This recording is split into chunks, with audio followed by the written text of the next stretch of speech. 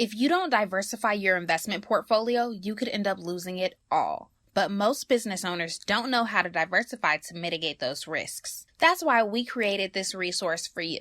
This passive investing guide is a must-have if you're planning to invest in businesses. Don't hesitate. If you have more than 25 grand liquid, then you can't afford not to take advantage of this resource. Download the 4 reasons why in 2021 you need small businesses in your portfolio now by going to www.abundantculture.co/guide. Welcome back to the Abundant Culture Podcast, where business owners like you come to learn how to grow the valuation of their companies so they can sell in the future. On this show, you'll learn how to sell for top dollar and invest in profitable businesses around the country. Now, here are your hosts, Jazz and Joe.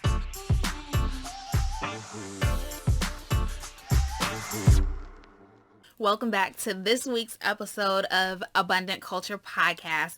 This week, Joe and I are talking about the team meeting that we just had last night with our coffee shop crew. And it was the best meeting that we've ever had with any of our employees, like the whole time we've been operating the coffee shop. So we thought that this definitely needed to be a podcast episode so we can go over our main takeaways so that you could use this same ideas and principles and apply it to your own employee meetings.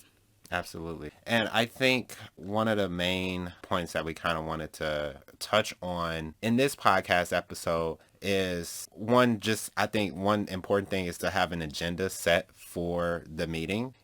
Just don't go into it and start rambling about whatever it is you want to ramble about. Make sure that there's a clear agenda, from point A to B where you want to get to in the meeting. So one of the things that Jasmine did very, very early on, which I thought was a very kind of nuanced thing, it's kind of like a minute thing, but I think it really matters, is she told the employees exactly what we were going to be going over in the meeting. And not only did she tell them what we were going to go over, but the order in which we were going to talk about those things. So I think just having a good agenda set for a meeting makes everything go a lot smoother because they can kind of ponder on those subject matters in the meeting as you're speaking or whatever the case may be. And the main reason I did that yesterday was because that was the first time that I actually told them the agenda, because every time we have meetings, I always make sure that we have notes available for like the topics that we need to discuss with them. But yesterday was the first time that I actually told them the agenda. And the reason I did that is because we were on a time crunch. Like I had a meeting at 9 p.m. Our meeting was at 8 and I had a meeting right at 9 with more team members and I needed to be off that call. Usually we go over with our employee meetings and I think that they hate that and it probably decreases like the morale and they probably don't even listen after a certain point because the meetings go on for so long. But I wanted to make sure we did a hard stop. So when I told them the agenda, that was a way for them to not ask me questions that we were going to cover later on. Or like, I didn't want to get on the call like, hey guys, so how was your week? What did you do this week? We kind of did that while we were waiting for people. Right. But we got straight to the point. And I wanted them to know that this was a no BS meeting today. We're here to get stuff done and leave. And we can talk and have a game night and have fun and a party and stuff at a later date. But tonight we're focusing on strictly business. Absolutely. And I think what we learned from that meeting, because I think we learned a lot more than our employees did in that meeting, which is always a very interesting thing to do. The main thing we learned was that your employees know your customer a lot better than you do most of the time. If you're a business owner like us, where you're running multiple businesses, you have multiple projects going on all the time, you can't be in the day-to-day all the time 24/7, but somebody is on the day-to-day 24/7, and that person is probably your employees. And I think a lot of times as business owners, we take on a responsibility of trying to figure out, okay, how do we make our business better for our customer? But I think a lot of times what we don't realize is that your employees probably have all the ideas that will actually make your company better. So it's like and remind you of ideas that you had in the past, but you forgot to implement. Exactly. And I think it's such an interesting thing because I think me and Jasmine, we both put a lot of responsibility on ourselves of trying to figure out how do we grow this brand. And we never asked our employees, how do we grow this brand? Which is it's a funny thing because you don't expect to really get an answer about that from your employees. That's like, you think your employees care about the actual work, not the actual brand. But I don't think that's the case anymore based off of what we experienced last night. I think they actually do care about the brand. That doesn't necessarily mean they care about it as much as you do personally because you have your money, your capital, a lot of your time invested in it. But I do think that there's a certain level of responsibility that employees just naturally want to take on. I think, and I've been listening to a lot of this guy named Naval. I forgot his last name. He's, I think, Indian guy. He's an angel investor, and he's kind of like this Zen but super business savvy type character. And he talks about the value of having small teams. Now, a lot of business owners, they want to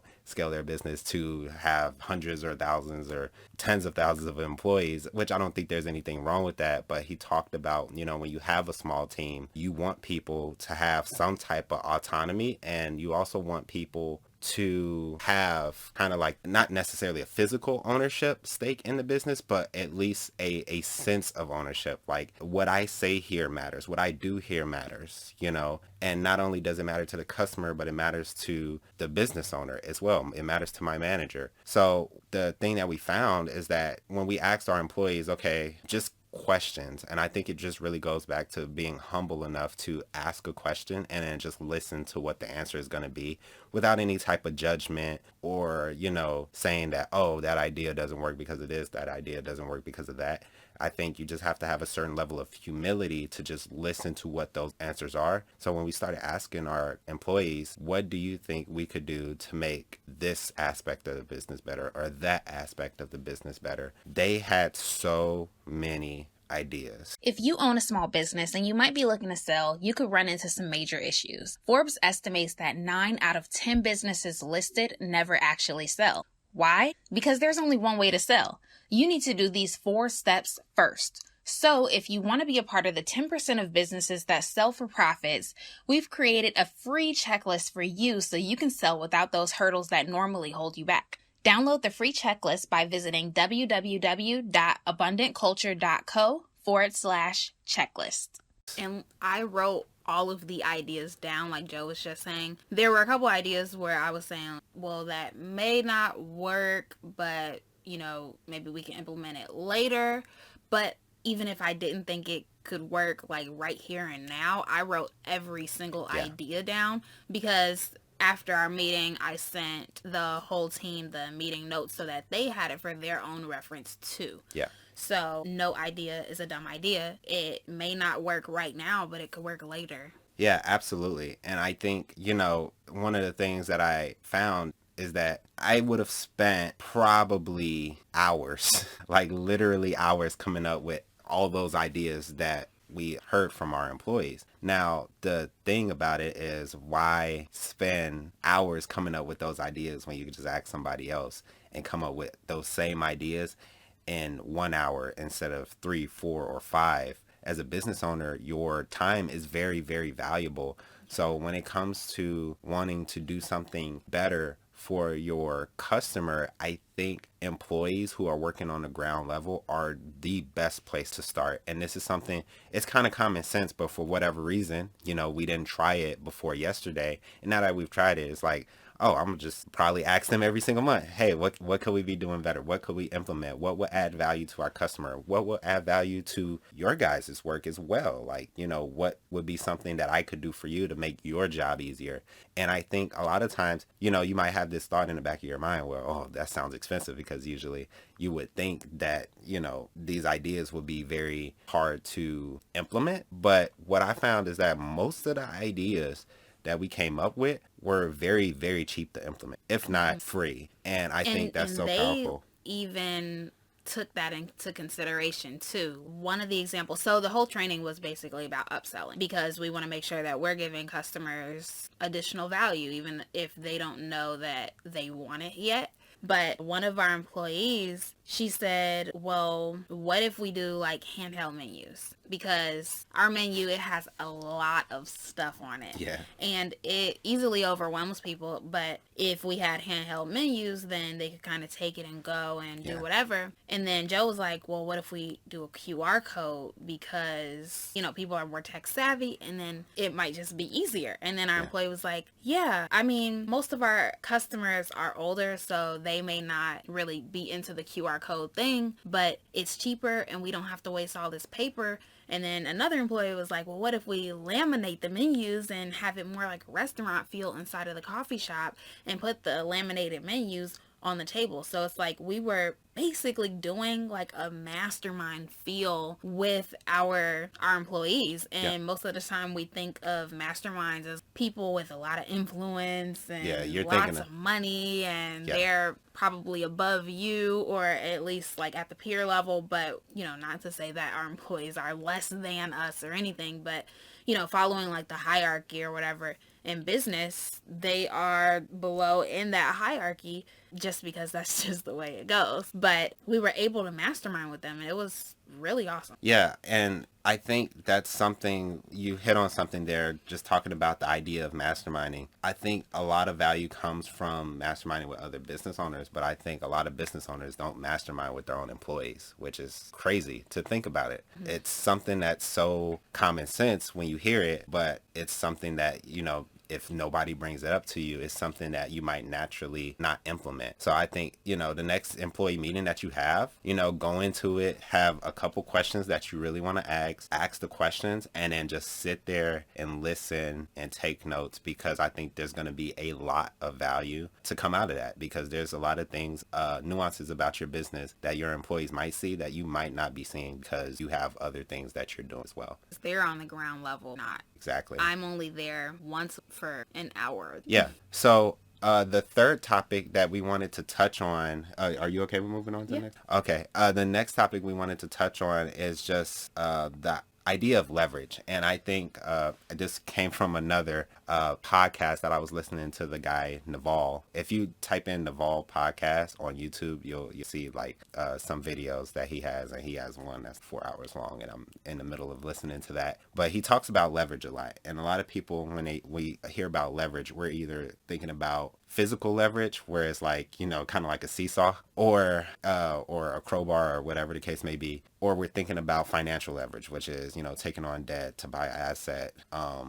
without having all your, you know, own money, or whatever the case may be. But I think a lot of times we forget about the leveraging other people's ideas. Like, other people have ideas about your business outside of you, and I think it's important to let other people in. And I think, you know, we can get this idea that we know more about our business than, you know, our competitor, or our employee, or just some person that's leaving a bad, crappy review. But I think the way you should really approach everything is knowing that everybody has a different perspective than you. And some of those perspectives are like, right. Some of those perspectives can serve you. Like, I think, you know, there can be a lot of people who can say something negative about you, but just because it's a negative thing that they're saying about you doesn't mean that it doesn't have merit to it. And, you know, you have to be very careful that every single conversation that you're in, you're approaching it with an open enough mind where maybe you know that you're talking to somebody who's very, very cynical, but that doesn't invalidate everything that they ever say to you ever. So I think, you know,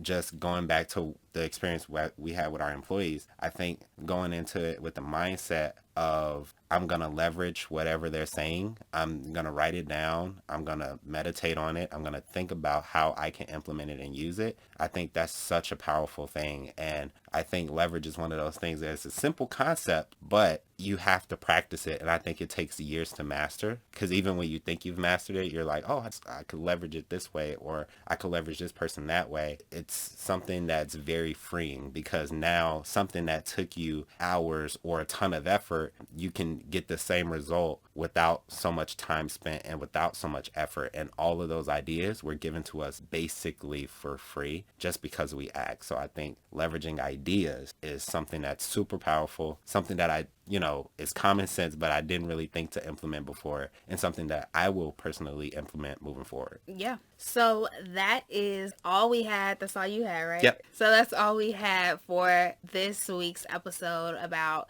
our team meeting and how you can implement our strategy and principles and tactics your own. So thank you for listening, and we'll see you next week.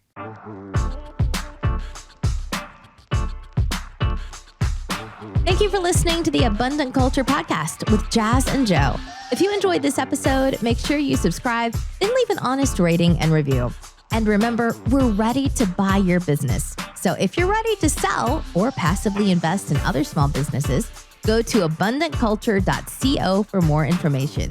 We publish episodes every Friday, so we'll see you next week.